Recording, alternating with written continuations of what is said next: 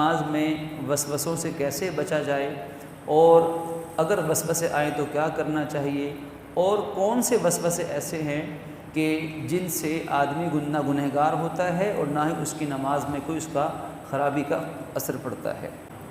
وسوسوں سے مراد ہے دنیا کے خیالات آنا، جس کی وجہ سے خشوع و خضوع بھی ختم ہوتا ہے، نماز بھی انسان بھول جاتا ہے، اور نماز کے اندر ایسی غلطی بھی ہو جاتی ہے جس سے سجدہ سہو واجب ہوتا ہے۔ ان خیالات اور وسوسوں سے کیسے بچا جا سکتا ہے؟ تو اس کے دو تین مختلف آسان طریقے ہیں۔ یہ مسئلہ ہر نمازی، ہر مسلمان کا مسئلہ جو نماز پڑھتا ہے، تقریباً ہر ایک کو ہی خیالات کبھی کم کبھی زیادہ آتے ہیں۔ تو اس میں مختلف طریقے ہیں ان خیالات اور وساوس کو ختم کرنے یا کم کرنے کے۔ سب سے پہلا اور اہم طریقہ یہ ہے کہ نماز سے پہلے مسجد میں آ کر کچھ دیر یکسوئی کے ساتھ بیٹھ جائیں یا کسی عبادت کے اندر مشغول ہو جائیں۔ آپ دیکھیے کہ 4-5 نمازیں، 4 نمازوں کے اندر فقہ حنفی کے نزدیک ہر نماز سے پہلے کچھ پڑھا جاتا ہے۔ فجر سے پہلے 2 سنت ہیں، ظہر سے پہلے 4 سنت ہیں، عصر سے پہلے 4 سنت ہیں، عشاء سے پہلے 4 سنت ہیں، جمعہ سے پہلے 4 سنت ہیں۔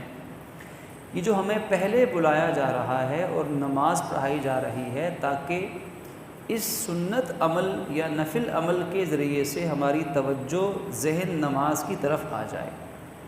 تو جتنا انسان نماز سے پہلے آئے گا اور نماز کی طرف توجہ کر لے گا، آ کر بیٹھ جائے گا، اتنی اس کی وہ نماز زیادہ توجہ اور خشوع والی ہوگی بنسبت اس نماز کے جو بھاگم بھاگ آیا اور نماز شروع کر دی۔ پہلا طریقہ کہ وقت سے پہلے آنے کی کوشش ہو۔ دوسرا طریقہ نماز کا ترجمہ یاد کرنا۔ یہ کوئی مشکل نہیں ہے، تھوڑی دیر میں ترجمہ آ سکتا ہے، ہر مسلمان، ہر عمر کا مسلمان یاد کر سکتا ہے۔ اب دوران نماز اسی ترجمے کو ذہن میں لاتے جائیں گے تو ہماری توجہ نماز کی طرف رہے گی۔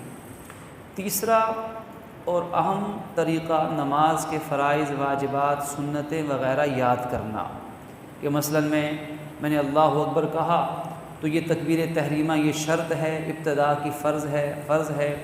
میں نے قیام کیا فرض میں تو یہ فرض ہے، ہاتھ باندھے تو یہ سنت ہے، سبحان اللہ پڑھنا سنت ہے، اعوذ باللہ بسم اللہ سنت، سورہ فاتحہ پڑھنا واجب و لازم، آمین کہنا سنت۔ پھر فرض نماز کی دوسری اور تیسری رکعت کے علاوہ ہر نماز کی ہر رکعت میں سورہ فاتحہ کے ساتھ کچھ ملا کے پڑھنا، ایک بڑی سورت، ایک بڑی آیت یا 3 چھوٹی آیات جیسے سورہ کوثر کی ہیں، کم از کم اتنا ملا کے پڑھنا واجب ہے۔ یہ میں نے واجب پورا کر لیا، اب میں رکوع کر رہا ہوں تو رکوع کرنا فرض ہے، اس طریقے سے رکوع کرنا سنت ہے، تسبیحات پڑھی تو سنت ہے۔ الغرض تکبیر تحریمہ اللہ اکبر کہنے سے لے کر سلام پھیرنے تک جتنے نماز میں فرائض ہیں، واجبات ہیں اور سنتیں ہیں، ان کو کسی کتاب سے یاد کر لیا جائے جو بڑی تھوڑی سی دیر میں، چند دنوں میں، چند گھنٹوں میں یاد ہو سکتی ہیں۔ تو نماز کے اندر جس عمل میں ہو اس عمل کو ریئلائز کرے، اس کا استحضار کیا جائے کہ یہ فرض، یہ سنت، یہ واجب، تو بھرپور توجہ ہماری نماز پہ رہ سکتی ہے۔ چوتھا طریقہ کہ نماز ایسے پڑھی جائے جیسے ان تعبد اللہ کأنک تراہ فإن لم یراہ فإنہ یراک او کما قال۔ یہ جب پوچھا گیا آقا نامدار صلی اللہ علیہ وسلم سے کہ احسان کیا ہے، تو آپ نے فرمایا تم اللہ کی عبادت ایسے کرو گویا کہ تم اسے دیکھ رہے ہو۔ اب اگر اللہ پہ اللہ تعالیٰ کا دیدار ہو تو انسان کی کیا کیفیت ہوگی، اور اگر تم اسے نہیں بھی دیکھ رہے، فرض کریں کسی آدمی کو، یہ تو بڑوں کا رتبہ ہے، اللہ تعالیٰ جس کو چاہیں یہ رتبہ دے سکتے ہیں، لیکن ہے یہ بڑوں کا کام، بڑوں کا رتبہ کہ نماز اور عبادت جیسے اللہ کو دیکھ رہا ہے ایسے نصیب ہو جائے۔ ورنہ کم از کم یہ تو ہر کوئی کر سکتا ہے کہ گویا کہ اللہ مجھے دیکھ رہا ہے، اللہ دیکھ رہا ہے، اللہ دیکھ رہا ہے۔ اپنے دل میں یہ خیال بٹھایا جائے کہ بس میں اللہ کے گھر میں آ گیا ہوں، میرا رب مجھے دیکھ رہا ہے۔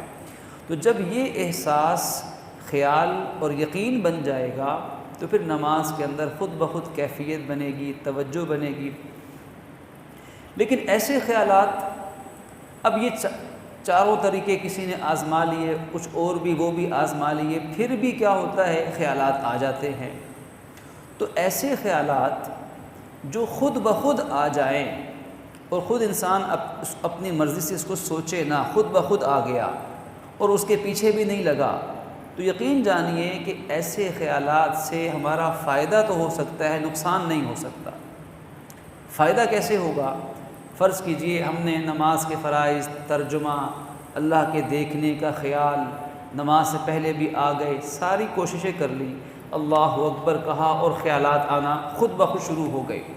ایک خیال آیا، اس کو میں نے جھٹک دیا کہ نہیں میں نماز میں ہوں۔ تھوڑی دیر کے بعد، چند سیکنڈ کے بعد ایک اور کوئی خیال آ گیا، پھر میں نے کہا نہیں میں نماز میں ہوں۔ پھر خیال آیا، میں نے کہا نہیں میں نماز کا ترجمہ سوچوں گا۔